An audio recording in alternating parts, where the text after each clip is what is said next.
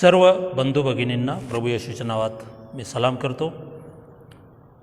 पुन्हा एकदा वचनातून भेट घेण्यासाठी आपणासमोर मी उभा आहे।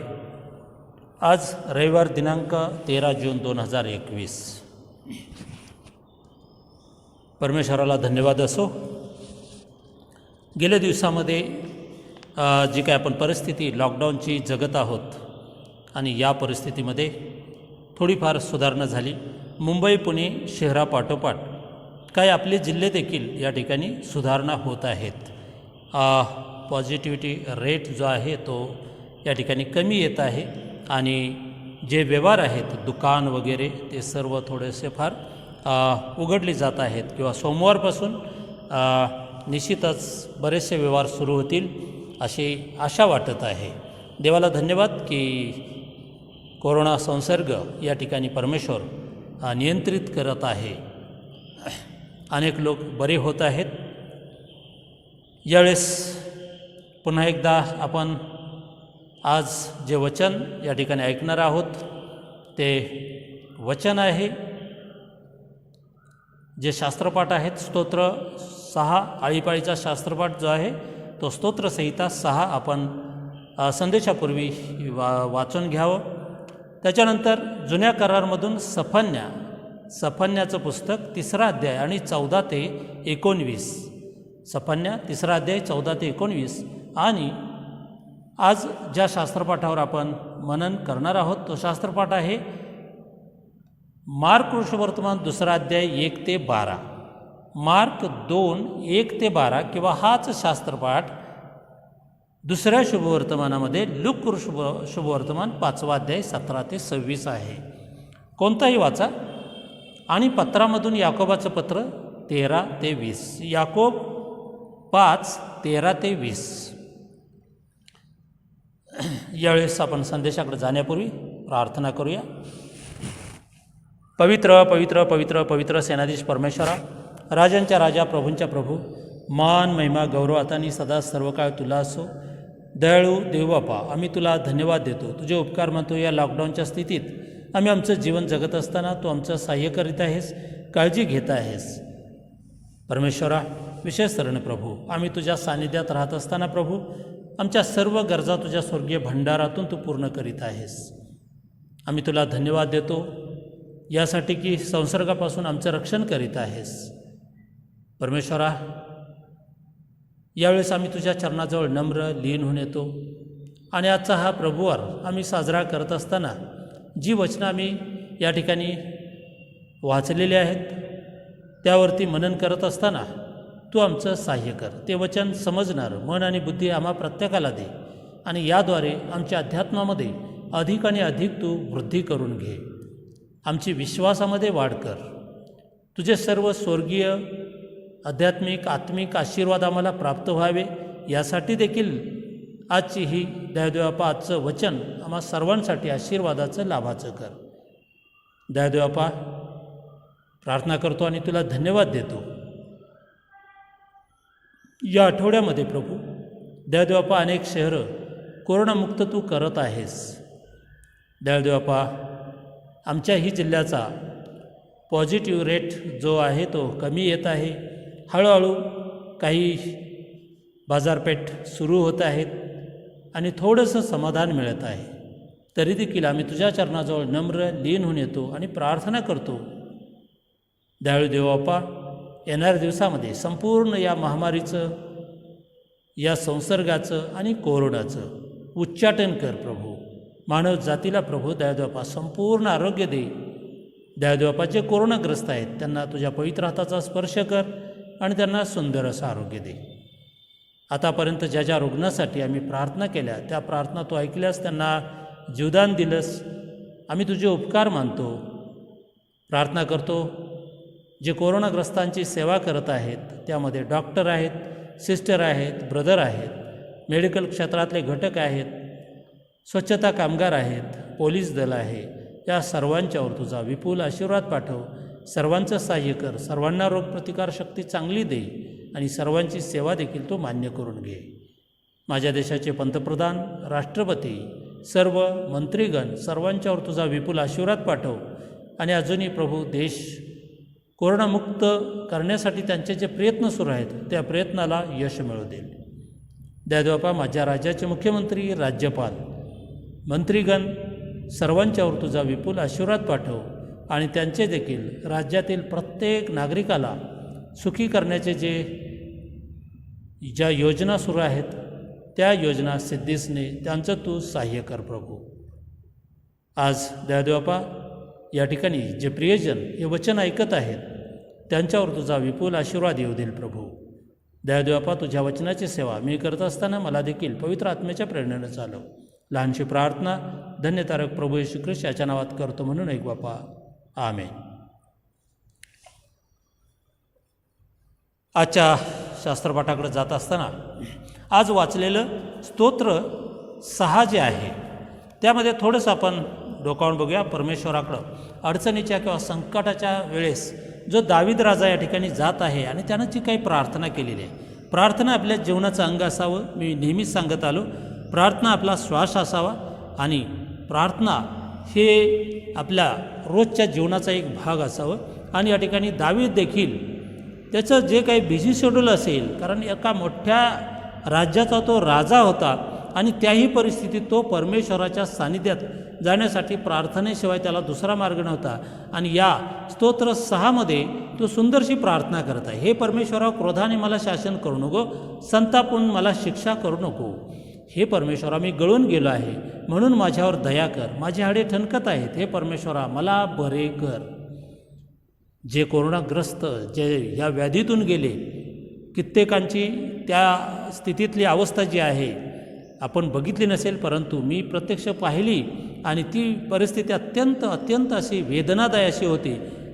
दावीद राजाच्या काळात असा तरी आजार कोणता नव्हता आणि त्याला अशी कोणती व्याधी शास्त्रात झाल्याचं काही उल्लेख नाही.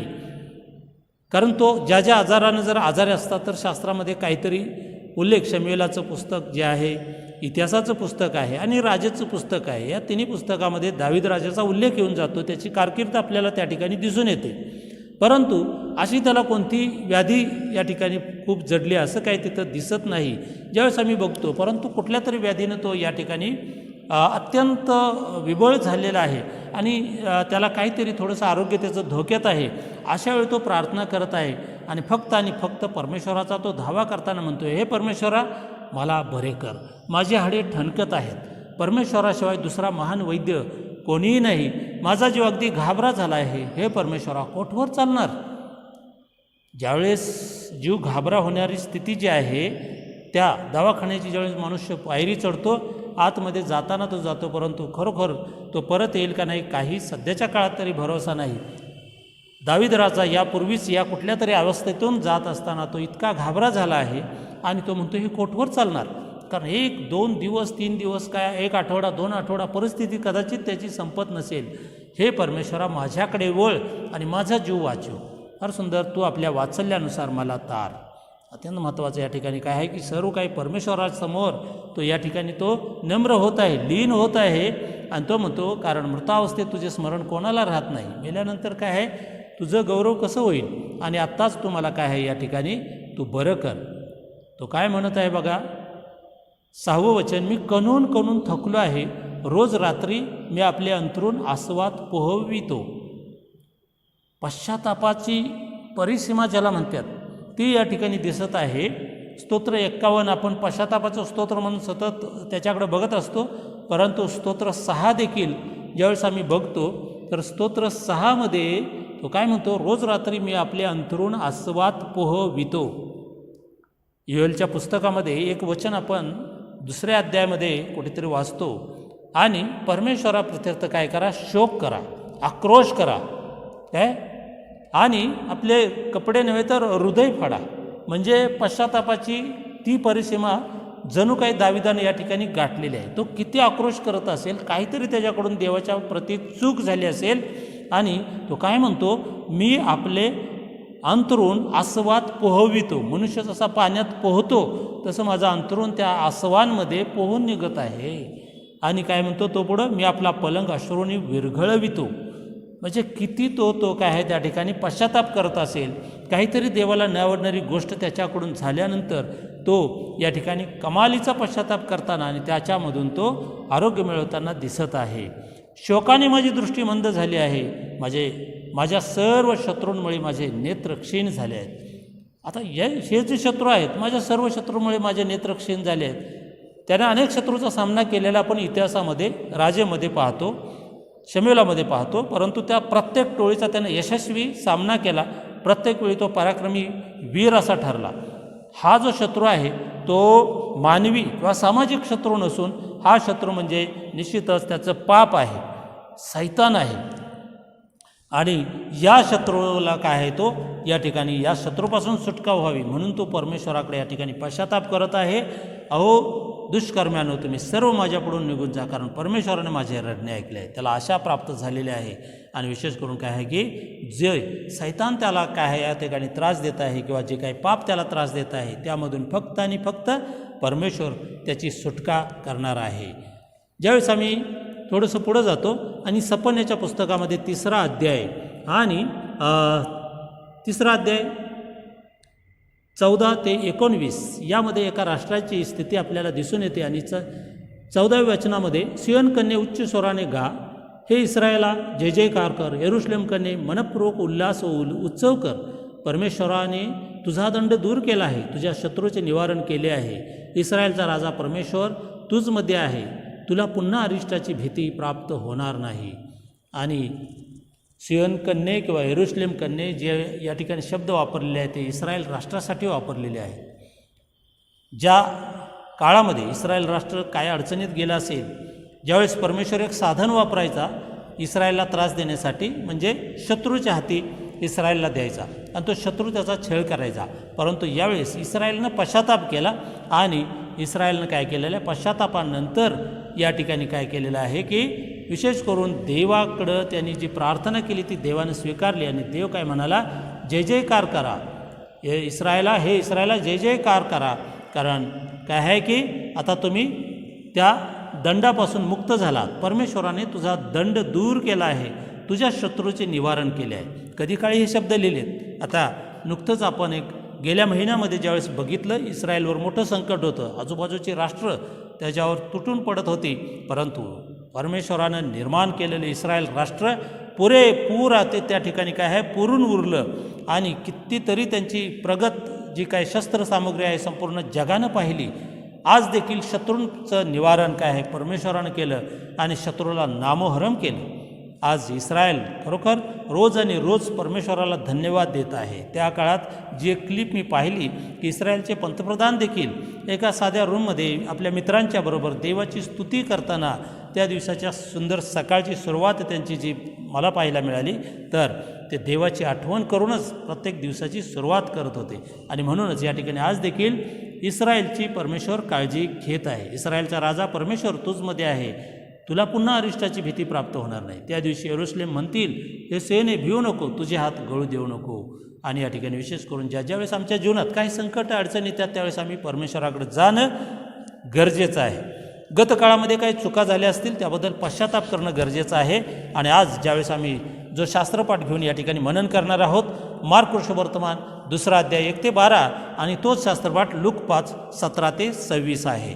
आपण दोन्ही शास्त्रपाठ वाचले तर बरं होईल, कारण त्यामध्ये थोडंसं कुठेतरी एखादा शब्द थोडासा वेगळा आहे आणि त्यावरती मला जोर द्यायचा आहे. लूक 5 आणि 17 ते 26 एके दिवशी असे झाले की तो शिक्षण देत असताना गालिल्यातील प्रत्येक गावाहून आणि यहुदिया यरूशलेम येथून आलेले परुषी शास्त्राध्यापक तेथे बसले होते आणि रोग बरे करण्यास प्रभूचे सामर्थ्य त्याच्या ठायी होते. बघा काय आहे, कफरनहूम गाव आहे. या कफरनहूम गावामध्ये प्रभू येशू ख्रिस्तानं नुकतंच कुष्ठरोग्यांना काय आहे बरं केलेलं आहे. आणि कुष्ठरोग्यांना बरं केल्यानंतर ती जी बातमी आहे गावभर पसरली. प्रभू येशू ख्रिस्त म्हणजे कुष्ठरोग असा जो आजार होता, असाध्य होता, जगातल्या कुठल्याही वैद्याला तो बरा करता येत नव्हता. असा वैद्य या ठिकाणी प्रभू येशू ख्रिस्त आला की ज्यानं कुष्ठरोग देखील बरा केला. आणि ही वार्ता चहूकडे गेली. त्याचा परिणाम असा झाला की असाध्य आजारानं जे ग्रस्त व्याधिग्रस्त होते ते देखील या ठिकाणी प्रभू येशू ख्रिस्ताकडे येऊ लागले. त्या गावामध्ये कफरनहूममध्ये कदाचित असं म्हणतात की पेत्राचंच घर असावं आणि त्या पेत्राच्या घरामध्ये या ठिकाणी काय आहे प्रभू येशू ख्रिस्त ज्यावेळेस आम्ही मार्क वर्तमान 2 अध्यायामध्ये वाचतो तेव्हा इतके लोक जमले की दारात देखील काय आहे त्यांना जागा होईना, तेव्हा तो त्यांना संदेश देत होता. आणि त्या घरामध्ये प्रभू येशू ख्रिस्त काय आहे की उपदेश करण्यासाठी उभा राहिला. लोक त्या ठिकाणी भरपूर ऐकण्यासाठी जमा झाले. सुरुवातीला यहुदी लोकांचं घर जे आहे त्या घराचा जो मालक जोपर्यंत लोकांच्यासाठी दार बंद करत नसायचा तोपर्यंत लोकांना आत यायची परवानगी होती. ते मनसोक्त आत येत असत.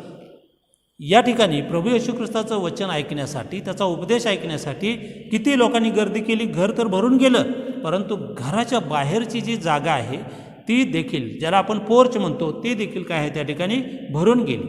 अशा परिस्थितीत मग लोक त्याच्याकडे एका पक्षघाती माणसाला घेऊन आले. त्याला चौघांनी उचलून आणले होते. काय मग 4 लोक जे आहेत एका पक्षघाती माणसाला घेऊन आले आणि त्या 4 लोकांनी त्याला काय आहे उचलून आणलं होतं. पक्षघात हा आजार आपल्याला इंग्लिशमध्ये जो शब्द आहे पॅरालिसिझम जो आपण म्हणतो तो आजार जर का झाला तर मनुष्य बराच काळपर्यंत काय असतो की झोपून असतो. त्याला स्वतः बऱ्याच गोष्टी काही करता येत नाहीत. आणि म्हणून या माणसाच्यावरती जे उपचार आहेत ते देखील जगात आज देखील कमी पडत आहेत. म्हणजेच काय आहे हाताला पॅरालिस झाला, पायाला पॅरालिस झाला, पुन्हा तशी पूर्वत शक्ती आणणं शास्त्राला वैद्यकशास्त्राला देखील फार कठीण झालेलं आहे. आणि ज्यावेळेस याच्यावरचे उपचार त्या काळी नव्हते, आज देखील नाही, हजारो वर्षाचा काळ गेला. ज्यावेळेस आम्ही बघतो अशा माणसाला प्रभू येशू ख्रिस्ताकडे आणलेलं आहे. अत्यंत महत्त्वाचं, या माणसानं आयुष्यामध्ये काहीतरी गमावलेलं आहे. त्यांना दाटीमुळे त्यांच्याजवळ जाता येणं म्हणून तो होता तिथले छप्पर त्यांनी उस्तरून काढले आणि वाट करून ज्या बाजेवर पक्षघाती पडून होता ती खाली सोडली.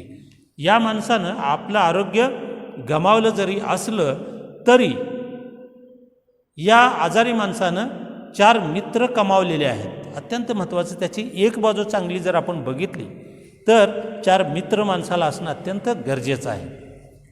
ते मित्र कुठंतरी त्याला घेऊन त्याच्याबद्दल काय आहे की आपल्या गावात एक महान वैद्य आलेला आहे प्रभू येशू ख्रिस्त, जो या ठिकाणी काय आहे की अनेक असाध्य आजार देखील बरे करतो. कुष्ठरोग्यांचं कुष्ठ त्यानं बरं केलं.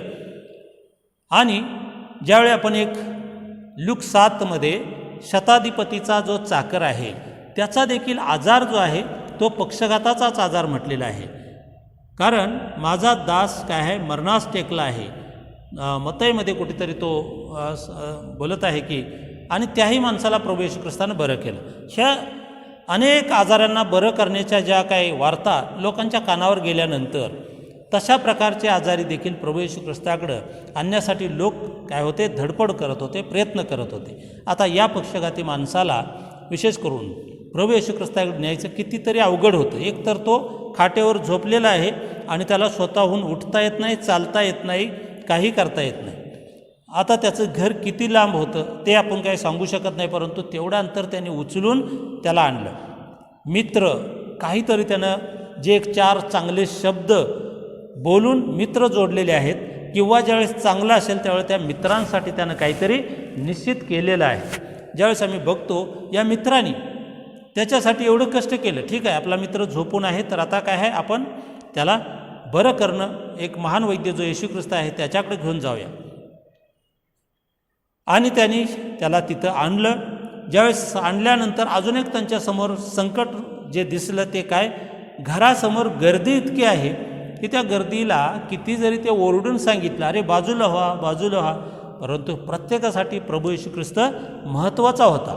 प्रभू येशू ख्रिस्ताचं दर्शन, प्रभू येशू ख्रिस्ताचा संदेश ऐकणं आणि होता होईल तर आपला एखादा आजार त्याच्याकडून बरा करून घेणं, हे प्रत्येकाचं एक उद्दिष्ट होतं. आणि या गर्दीमध्ये त्याचा उपदेश ऐकणारा एक गट होता, त्याचं दर्शन घेणारा एक गट होता, त्याच्याकडून आजार बरं करून घेणारा एक गट होता, आणि त्याच्यावर लक्ष ठेवणारा किंवा त्याचं इव्हॅल्युएशन करणारा. काय जुन्या करारमध्ये एजराच्या काळामध्ये एक असा समाज तयार झाला, ज्याला आपण शास्त्री आणि परुषी असं म्हणतो.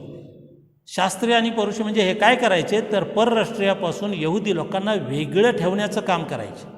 एखादा खोटा संदेष्टा जर आला तर त्याच्यावर ते लक्ष ठेवून असायचे. त्याला अनेक प्रश्न करायचे. ज्यावेळी आपण बाप्तिस्मा करणारा योहान सेवेला सुरुवात करतो त्याला देखील काही प्रश्न केले, तसेच येशूला देखील त्यांनी प्रश्न केले. हा शास्त्री परुषी समाज यजरा आणि नेहम्याच्या काळामध्ये तयार झाला यासाठी की खोटा संदेष्टा समाजात तयार होऊ नये, चांगली गोष्टी. परंतु सुरुवातीच्या काळामध्ये ते त्यांनी काम चांगलं प्रामाणिकपणे केलं. नंतरच्या काळात शास्त्री परुषांनी ही सेवा स्वतःसाठी वापरायला सुरुवात केली. आणि स्वतःसाठी म्हणजे काय आहे की स्वतःचंच या ठिकाणी काय आहे की फायदा करून घेणं, समाजाला त्या ठिकाणी वेठीस धरणं आणि एखादा सत्य चांगलं घेऊन जरी आला असला तरी त्याला विरोध करणं. कारण त्यांना मग कुठेतरी त्यांचं जे खोट आहे, त्यांचं जे पितळ आहे उघडं पडणार होतं. या शास्त्री परुषांनी इथं आपल्याला बैठक मारली. परुषी व शास्त्राध्यापक तेथे बसले होते असं म्हटलंय. लूक शुभवर्तमान 5वा अध्याय आणि 17व्या वचनामध्ये शास्त्री आणि परुषी त्या ठिकाणी आपल्याला दिसत आहेत. आणि मग कोणा एका माणसाला बाजेवरून आणलं. आता दाटी होती, गर्दी होती. परत त्या माणसाला घेऊन जायचं का? परंतु मित्रांनी निश्चयच केला होता की आज आपल्या मित्राला बरं करायचं. म्हणून त्यांनी त्या लोक ऐकत नाहीत असं पाहून त्यांनी काय केलं, दुसरा मार्ग त्या ठिकाणी शोधला. तो म्हणजे घराच्या वरती जाणं. बाजूलाच काहीतरी थोडासा जिना असेल किंवा काहीतरी पायऱ्या असतील, त्या बाजूनं ते घराच्या वरती गेले. वरती घेऊन गेल्यानंतर वरून काय त्या ठिकाणी खाली सोडण्यासाठी अगदी काय ओपनच होतं ते छत, असं काही नव्हतं. मार्काचं शुभवर्तमान 2ऱ्या अध्यायामध्ये आपण स्पष्ट शब्द त्यात लिहिलेला आहे की वरचं घराचं छप्पर उस्तरून त्यांनी बाजेसहित त्या माणसाला खाली सोडलं. आजचा जो विषय आहे तो रोग्यांना बरे करून त्यांना पापापासून मुक्ती देणे ह्या ख्रिस्ताच्या कार्यात ख्रिस्त मंडळीने सहभागी व्हायला हवे. थोडासा शीर्षक जे आहे ते लांब आहे. CNIच्या अल्मानिकेमधून विषय घेतलेला आहे. आणि रोग्यांना बरे करून त्यांना पापापासून मुक्ती देणे ह्या ख्रिस्ताच्या कार्यात ख्रिस्त मंडळीने सहभागी व्हायला हवे. आता या ठिकाणची हा जो दाखला आपल्याला आपण मनन करत आहोत, यामध्ये हे 4 मित्र किंवा काही ठिकाणी मित्र असा शब्द नाहीच, 4 लोक असं म्हटलेलं आहे. त्यामध्ये नातेवाईक त्याचे असतील, त्याचे जवळचे असतील किंवा मित्रही असतील, गावचे असतील, समाजाचे असतील. आणि या लोकांनी काय केलं, त्याला तिथंपर्यंत आणलं. गर्दीमुळे ते परत घेऊन जाऊ शकले असते. म्हणजे सर्वप्रथम त्याला आणताना तो उभाच राहत नाही, ही एक निराशा होती. त्याला कसं न्यायचं हा प्रश्न होता. दुसरा प्रश्न गर्दी होती. त्याला परत तिथून घेऊन जाता आलं असतं, परंतु त्यांनी त्यावरती मात केली आणि ते घराच्या वरती गेले. घराच्या वरती छप्पर काय ओपन नव्हतं, तर ते उस्तरावं लागलं. त्या ठिकाणी थोडंसं कष्ट घेतलं. त्या मालकाचा रोष त्यांच्यावर येणार होता. घर कोणाचं आणि छप्पर उस्तरतंय कोण? तिसरा गोष्ट म्हणजे त्यांना ही कामगिरी जर टाळायचीच असती तर त्या दिवशी कितीतरी कारणं त्यांच्याकडं होती आणि त्या कारणं सांगून ते त्याला परत घेऊन गेले असते. परंतु जिद्दीनंच ज्यावेळेस आले, त्यांच्याकडं मित्राबद्दलचं किंवा नातेवाईकावरचं प्रेम जे होतं ते अत्यंत महत्त्वाचं होतं. त्याहीपेक्षा त्यांच्याकडं कोणती गोष्ट होती ती आपण या ठिकाणी जर बघितली. परंतु दाटीमुळे त्यांना आत नेण्यास वाव मिळेना, म्हणून त्यांनी घरावर चढून त्याला बाजेसकट कौलारातून येशूच्या समोर खाली सोडले. तेव्हा त्यांचा विश्वास पाहून तो म्हणाला, हे मनुष्या, तुझ्या पापांची क्षमा झाली आहे. त्यांचा विश्वास पाहिला. कोणाचा आजारी माणसाचा नव्हे, तर त्या मित्रांचा, त्या नातेवाईकांचा विश्वास पाहिला. आणि प्रभू येशू ख्रिस्त म्हणाला, मुला, तुझ्या पापांची क्षमा झाली आहे. प्रभू येशू ख्रिस्तानं आजपर्यंत अनेक आजारांना बरे करताना असे काही शब्द वापरले नाहीत. ज्या आंधळ्याला दृष्टी दिली, तुझ्या इच्छेप्रमाणे हो. आंधळा म्हटला, मला पुन्हा दृष्टीचा लाभ हो. तर तुझ्या इच्छेप्रमाणे हो म्हणताच त्याला तात्काळ दृष्टी आली. आपण अनेक आजारांना बरं करत असताना त्या ठिकाणी प्रभू येशू ख्रिस्तानं पापांची क्षमा, परंतु जे शास्त्री परुषी त्या ठिकाणी बसले होते त्यांना प्रभू येशू ख्रिस्तातलं देवत्व कळावं, त्याचा अधिकार कळावा. आणि तेव्हा शास्त्री व परुषी असा विचार करू लागले की हा दुर्भाषण करणारा कोण आहे? केवळ देवा वाचून पापांची क्षमा कोण करू शकतो? मगाशी मी सांगितलं होतं की त्या ठिकाणी प्रभू येशूच्या दर्शनाला आलेला एक गट होता. प्रभू येशू ख्रिस्ताचा संदेश उपदेश ऐकायला एक गट होता, प्रभू येशू ख्रिस्तापासून आजार बरं करून घेणारा एक गट होता, आणि अजून एक चौथा जो गट होता प्रभू येशू ख्रिस्तावर नियंत्रण ठेवणारा, म्हणजे काहीतरी हा खोटी शिकवण देतो काय आणि या ठिकाणी त्याच्या सेवेला विरोध करणारा जणू काय हा गट होता. शास्त्री आणि परुषी यांचा जो गट होता तो काय आहे या ठिकाणी काय आहे की त्याला विरोध करणं. काय म्हटले ते, केवळ देवा वाचून पापांची क्षमा कोण करू शकतो. प्रभू येशू ख्रिस्ताला हेच आज त्यांना दाखवायचं होतं की मी देवच आहे. अजूनही प्रभू येशू ख्रिस्ताला जगातले कितीतरी लोक, तो एक चांगला समाजसेवक होता, तो एक चांगला विचार देणारा होता, तो या ठिकाणी लोकांची काळजी घेणारा चांगला तत्ववेता होता, अशा पद्धतीचं स्वीकारतात. परंतु येशू हा देव होता. आज तुम्ही आणि मी येशूला देव म्हणून कबूल केला आहे. तो आमचा तारणारा तर आहेच आहे, परंतु त्याहीपेक्षा तो त्याच्यामध्ये देवत्व आहे. अनेक वेळा त्यानं नवीन करारमध्ये शुभवर्तमानामध्ये त्याचं देवत्व सिद्ध केलं. ज्यावेळेस आम्ही बघतो योहान कृष्णवर्तमान 11व्या अध्यायामध्ये आणि 25व्या वचनामध्ये तो म्हणतो की पुनरुत्थान आणि जीवन मीच आहे. जो माझ्यावर विश्वास ठेवतो, काय आहे, जो मेला असला, विश्वास ठेवून जर मेला असेल तर तो जगेल, आणि जो विश्वास ठेवून जगतो त्याला मरणच येणार नाही. त्या ठिकाणी त्या लाजराला मरणातून पुन्हा एकदा जिवंत करताना येशूचं देवत्व सिद्ध झालेलं आहे. कारण मेलेल्या माणसाला देवाशिवाय कोणीही परत आणू शकणार नाही. पक्षघाती माणसाला या ठिकाणी बरं करत असताना प्रभू येशू ख्रिस्त काय म्हणाला की मुला तुझ्या पापांची क्षमा झाली आहे, आणि तो अधिकार पित्यानं त्याला दिलेला आहे. निश्चितच तो या ठिकाणी तो अधिकाराचा वापर करत आहे, आणि तो पक्षघाती मनुष्य या ठिकाणी बरा झाला का, थोडंसं तो बरा झाला ही गोष्ट थोडीशी बाजूला ठेवून लूक कृष्णवर्तमानानं काय केलेलं आहे, शास्त्री पुरुषांना महत्त्व दिलेलं आहे. येशूने त्यांचे विचार ओळखून त्यास उत्तर दिले, तुम्ही आपल्या मनात असले विचार का करीत आहात. तुझ्या पापांची क्षमा झाली आहे किंवा उठून चाल, यातून कोणते म्हणणे सोपे. परंतु पृथ्वीवर पापांची क्षमा करावयास मनुष्याच्या पुत्राला अधिकार आहे हे तुम्हा समजावे. म्हणून तो पक्षघाती मनुष्याला म्हणाला, मी तुला सांगतो उठ, आपली बाज उचलून घेऊन आपल्या घरी जा. तेव्हा तो लागलाच त्यांच्या समक्ष उठून त्यांच्या ज्यावर तो पडून होता ते उचलून घेऊन देवाचा महिमा वर्णित आपल्या घरी गेला. आणि प्रभू येशू ख्रिस्त जो यहोवा राफा, आरोग्य देणारा परमेश्वर, त्यांना शब्द बोलताच त्याच्या पायामध्ये हातामध्ये शक्ती आली. जो कित्येक वर्षे उठू शकला नव्हता, स्वतःचं काही कार्य करू शकला नव्हता, आणि स्वतःची काही कामं त्याला करता येत नव्हती, दुसऱ्याच्या मदतीनं प्रत्येक दिवस तो जगत होता.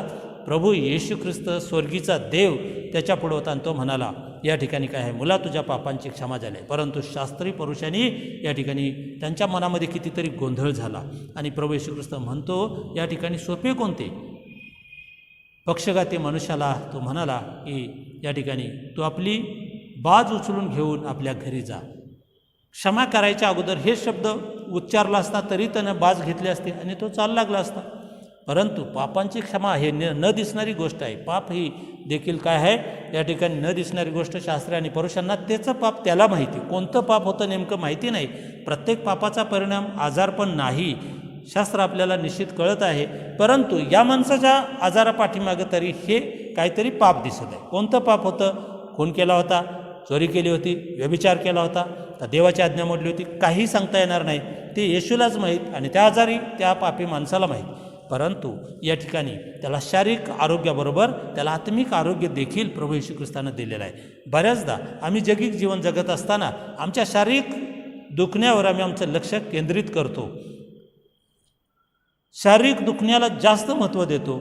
माझं हे दुखत आहे, मला यापासून मुक्तता हवी आहे. आणि निश्चितच शारीरिक दुखण्याबरोबर आपल्याला आत्मिक आरोग्याची देखील अधिक गरज आहे. कधीकधी शारीरिक आरोग्य मिळत नाही, कदाचित देव पण कधीकधी देत नाही. कारण संत पौल एके ठिकाणी करंथीकराच्या पुस्तकामध्ये प्रभूला विनंती करतो की माझ्या शरीरात जो काटा लसत आहे तो दूर कर. आणि प्रभू म्हणाला तो काटा राहू दे, माझी कृपा तुला पुरे आहे. कधीकधी आजारपण तसंच राहतं. परंतु संत पौलाला या ठिकाणी आत्मिक आरोग्यात तो जगत होता, त्यामुळे तो काटा त्याला काहीही सेवेत व्यत्यय करू शकला नाही. आज विशेष करून ज्यावेळेस आम्ही समजून घेताना हा शास्त्रपाठ, आम्हाला देखील शारीरिक आरोग्याबरोबर आत्मिक आरोग्याची गरज आहे. आमचं तारण झालं आहे का? आमचा नवा जन्म झाला आहे का? कधीकधी आम्ही आत्मपरीक्षण करावं. सातत्यानं मी आरोग्यात आहे म्हणजे देवाचा आशीर्वाद माझ्याबरोबर आहे. कुठेतरी ह्या खोट्या समाधानात आम्ही जगतो, कारण न दिसणारी जी गोष्ट आहे ती आत्मिक आरोग्य. दुसरे राजेच्या पुस्तकामध्ये 6वा अध्याय आणि 8 ते 17 जर आपण बघितलं तर अलीशा नावाचा सेवक आहे आणि त्याचा जो सेवक आहे त्या ठिकाणी तो आत्मिक आरोग्यामध्ये आत्मिक आरोग्यात नसल्यामुळं त्याला काही गोष्टी आत्मिक कळत नाहीत आणि त्या अलीशाला ज्या आरामाच्या सैन्यानं वेढा दिला आहे ते सैन्य त्याला दिसत आहे आणि तो म्हणतो हाय स्वामी आता आपण मरणार. परंतु अलीशा बाहेर आला आणि त्यानं परमेश्वराकडे प्रार्थना केली की हे देवा त्याचे आत्मिक नेत्र उघड. म्हणजेच त्याला काय होतं, आत्मिक आरोग्य नव्हतं. ज्यावेळेस तशी प्रार्थना केली त्यावेळेस त्या अलीशाच्या सेवकाचे आत्मिक नेत्र उघडले आणि हजारो सैनिकांच्या पाठीमागं परमेश्वराचे लाखो सैनिक त्या ठिकाणी उभे आहेत आणि काहीही या ठिकाणी अलीशाचं ते बिघडवू शकणार नाही. आरामाचं सैन्य हे त्या ठिकाणी दिसून आलं. आज खरोखर मी शारीरिक आरोग्यात असेल, देवाला धन्यवाद. जर का मी आजारी असेल तर परमेश्वर यहोवा राफा आरोग्य देणारा परमेश्वर आहे. असाध्यातले असाध्य रोग बरे करणारा तोच माझा देवबाप आहे. आणि आज विशेष करून माझे आजार सर्व घेऊन मी त्याच्याकडे जातो त्यावेळेस तो मला बरे करतो. फक्त माझा विश्वास असणं अत्यंत गरजेचं आहे. या पक्षघाती माणसाला ज्या लोकांनी आणलं त्यांचा विश्वास प्रभू येशू ख्रिस्तानं पाहिला. आता त्या लोकांच्याकडून आपण हेही शिकूया की आजच्या शीर्षकानुसार शीर्षक जे आहे काय आहे तर रोग्यांना बरे करून त्यांना पापापासून मुक्ती देणे ह्या ख्रिस्ताच्या कार्यात ख्रिस्त मंडळीने सहभागी व्हायला हवे. आज आमच्याकडे कितीतरी दुखणेकरी येतात. आज मी पाळक म्हणून सेवक म्हणून सेवा करत असताना कितीतरी लोक त्या ठिकाणी काय आहे फक्त शारीरिक दुखणे घेऊन येतात. आत्मिक दुखणं घेऊन येणारे हे किती प्रमाण असेल, 1% 2%. पाळक साहेब मला काय आत्मिक आरोग्य नाही असे किती जण म्हणत येतात. बऱ्याच गोष्टीत काय आहे की ही गोष्ट न दिसणारी आहे आणि ती जर का त्या ठिकाणी खरोखर दिसली तर फार अवघडच होईल आणि म्हणून या ठिकाणी ती गोष्ट लपून राहणार नाही. आम्ही स्वतः काय आहे परमेश्वराकडे जावं. ज्यावेळेस दाविदानं त्या ठिकाणी स्तोत्र 6 कमालीचा पश्चाताप केलेला आहे तसा आम्ही पश्चाताप करावी. देव आपला क्षमा देणार आहे. त्यानं वधस्तंभावरून देखील जो पहिला उद्गार उच्चारला की हे बापा ह्यांना क्षमा कर आणि तो क्षमा करणार आहे. निश्चितच फक्त आपला पश्चाताप त्याला दिसला पाहिजे. आपल्याला शारीरिक आरोग्य हवं असेल किंवा आत्मिक आरोग्य हवं असेल फक्त विश्वासानं त्याच्याकडे जाणं गरजेचं आहे. या माणसातला त्या आजारी माणसाच्या नातेवाईकातला विश्वास त्यानं पाहिला आणि त्याला बरं केलं. विश्वासानं जाणं त्याच्याकडं अतिशय गरजेचं आहे. तरच आम्हाला या ठिकाणी आरोग्य मिळेल. ज्यावेळेस आम्ही प्रभू येशू ख्रिस्ताकडं विश्वासानं जातो त्यावेळेस निश्चित आमच्या जीवनात काय आहे एक आनंदाची सुरुवात होते, आशीर्वादाची सुरुवात होते. येशू महान वैद्य सर्व रोग बरे करणारा आहे. फक्त त्याच्याकडे विश्वासानं जाणं गरजेचं आहे. विश्वास बाळगणाऱ्याला सर्व काही शक्य आहे. मत्तई 9:23. विश्वास बाळगणाऱ्याला सर्व काही शक्य आहे. आजारातून बरं होणं, शारीरिक दुखण्यातून बरं होणं देखील त्याला शक्य आहे आणि आत्मिक आजारातून बरं होणं देखील त्याला शक्य आहे. फक्त तो विश्वास पाहिजे. आणि पापापासून सुटका हवी असेल तर फक्त पश्चाताप आहे. तुझ्या पापांची क्षमा झाली आहे, उठ आपली बाज घेऊन चालू लाग. आणि ज्यावेळेस प्रभू येशू ख्रिस्त या ठिकाणी काय आहे पापांची क्षमा करण्याचा अधिकार जगातल्या कुठल्याही दुसऱ्या व्यक्तीला नाही, तो फक्त आणि फक्त आपल्या प्रभू येशू ख्रिस्ताला आहे. आपण त्याच्याकडे जाणं गरजेचं आहे. ज्यावेळेस आपल्याला आरोग्य मिळतं ते आरोग्य टिकवून ठेवण्यासाठी, राखून ठेवण्यासाठी आम्हाला काय केलं पाहिजे तर प्रभू येशू ख्रिस्तानं अजून पुढे जाऊन काही ठिकाणी सूचना दिली. आणि योहान 5 एका आजाराला बरं केल्यानंतर तो बरं होऊन जात असताना त्या आजाराला काय म्हणाला, आतापासून पाप करू नको, करशील तर पूर्वीपेक्षा वाईट होईल. आणि निश्चितच या ठिकाणी काय आहे की आम्हाला जर का आरोग्य मिळत आहे तर आम्ही पुन्हा पापाकडं जाऊ नये. दुसरी गोष्ट जे आपल्याला जीवन मिळाले त्यामध्ये या ठिकाणी लोकऋषी वर्तमान काय आहे, लोक अगदी थक्क झाले, देवाचा महिमा वर्णू लागले आणि फार भयभीत झाले. त्याने विलक्षण गोष्टी पाहिल्या. आश्चर्याची गोष्ट आहे, जो आजार जगातल्या कुठल्याही माणसाला बरा करता आला नाही तो प्रभू येशूनं बरा केला. आणि म्हणून काय महिमा वर्णन करणं, साक्ष सांगणं, आपल्या कुटुंबामध्ये साक्ष सांगा, आपल्या मंडळीमध्ये साक्ष सांगा, आपल्या समाजामध्ये साक्ष सांगा, देवाबद्दल बोलत राहा. निश्चितच देवबाप आपल्याला आशीर्वादित केल्याशिवाय राहणार नाही. प्रभू हा महान वैद्य आरोग्य देणारा आहे. आणि जाता जाता शेवटचा शास्त्रपाठ जो याकोबाचं पत्र आणि 5वा अध्याय 13 ते 16 तुम्हाला मला दुसरं काही नाही सांगितलेलं. तर या ठिकाणी जो कोणी आनंदित आहे काय त्याने स्तोत्रे गावी, आणि जो कोणी दुःख भोगीत आहे काय त्याने प्रार्थना करावी, आनंदित आहे त्याने स्तोत्रे गावी. तुम्हापैकी कोणी दुःखनाईत आहे काय त्याने मंडळीच्या वडिलांना बोलवावे आणि त्यांनी प्रभूच्या नावाने त्याला तेल लावावे व त्याच्यावर ओनवून प्रार्थना करावी. अत्यंत महत्त्वाचं मंडळीला काम दिलेलं आहे. याकोबाच्या पत्रामध्ये आपण मंडळीला दिलेली जबाबदारी या ठिकाणी वाचत आहोत. आणि मंडळीनं काय करावं, या ठिकाणी मंडळीच्या वडिलांना बोलवावे, म्हणजे पाळसाहेब आहे, कमिटी आहे, आणि ज्यांना कोणाला आरोग्य दान देण्याचं जे काही दान मिळालेलं आहे आरोग्याचं, निश्चितच इतरांना बरं करण्याचं दान मिळालेलं आहे, ते देखील इतरांसाठी प्रार्थना करू शकतात. प्रत्येक विश्वासणारा हा या ठिकाणी दुसऱ्यासाठी प्रार्थना करू शकतो, कारण विश्वासाची प्रार्थना दुःखनाईत्यास वाचवेल आणि प्रभू त्याला उठवेल, आणि त्याने पापी केली असली तरी त्याला क्षमा होईल. मंडळीला काम दिलेलं आहे. त्यांची जर काय पापं असतील, कळत न कळत कितीतरी पापं आपण करत असतो आचार विचार कृतीच्याद्वारे, आणि त्या पापांची क्षमा होण्यासाठी आपण एकमेकांसाठी प्रार्थना करणं गरजेचं आहे. ही जबाबदारी आपल्याला मंडळीला दिलेली आहे. तेव्हा तुम्ही निरोगी व्हावे म्हणून आपली पातके एकमेकाजवळ कबूल करून एकमेकासाठी प्रार्थना करा. नीतिमानाची प्रार्थना कार्य करण्यात फार प्रबळ असते. आपण एकमेकासाठी या दिवसामध्ये प्रार्थना करत आहात का? कारण अतिशय गरजू हा काळ आहे प्रार्थनेसाठी. कारण किती आपल्या आजूबाजूला कितीतरी पेशंट वाढत आहेत, थोडंसं शहरातले पेशंट कमी आले आणि संसर्ग जो आहे खेड्याकडं सरकला आहे. या संदेशाची सुरुवात करण्यापूर्वीच मी एक मेसेज वाचला. तर एका खेडेगावातले माझे मित्र आहेत, त्यांनी मेसेज केला की माझ्या गावामध्ये कोरोनाची संख्या वाढत आहे. पुढील 10 दिवस माझं गाव कडक बंद पाळण्यात येत आहे आणि तिथले कुठलेही व्यवहार सुरू ठेवले जाणार नाहीत, आणि जे बाहेर येतील गावातले त्यांची काय आहे अँटीजेन टेस्ट जी आहे ती केली जाणार आहे. आणि अशा पद्धतीने त्यांनी सुरुवात देखील केली की साखळी तोडण्यासाठी कडकडीत बंद ते गाव पाळत आहे. खेडेगाव आहे, परंतु निश्चितच प्रार्थनेची गरज आहे त्या लोकांना. ते गाव रोगमुक्त व्हावं यासाठी आपल्या आजूबाजूचे जी कुटुंब असतील, आपला समाज असेल, आपलं गाव असेल, आणि आजूबाजूची गावं आहेत, राज्य आहेत, देश आहेत, म्हणजे प्रार्थना किती कराल तेवढ्या कमीच या ठिकाणी पडत आहेत. निश्चितच प्रार्थनेत राहूया. एकमेकासाठी आपण विशेष करून काय आहे प्रार्थना करूया. देवबाप आरोग्य देणारा आहे. आपली मंडळीची जबाबदारी आहे इतरांसाठी प्रार्थना करणं. प्रार्थना करू, इतरांना आरोग्यात आणू. छोटा संदेश आपणासाठी आशीर्वादाचा हो. प्रार्थना करूया. दयाळू देवबापा, आम्ही तुला धन्यवाद देतो, तुझे उपकार मानतो प्रभू. वचनाच्याद्वारे पुन्हा एकदा तू आमच्याशी बोलला आहेस. आणि दयाळू देवबापा, खरोखर प्रभू आम्हाला शारीरिक आरोग्य आणि आत्मिक आरोग्य देणारा तो आमचा देवबापा आहेस. दयाळू देवबापा, सहाय्य कर, सर्वांना सुंदर असं आरोग्य दे. लहानशी प्रार्थना धन्यतारक प्रभू येशू ख्रिस्त याच्या नावात करतो म्हणून एक बापा. आमेन. आमेन.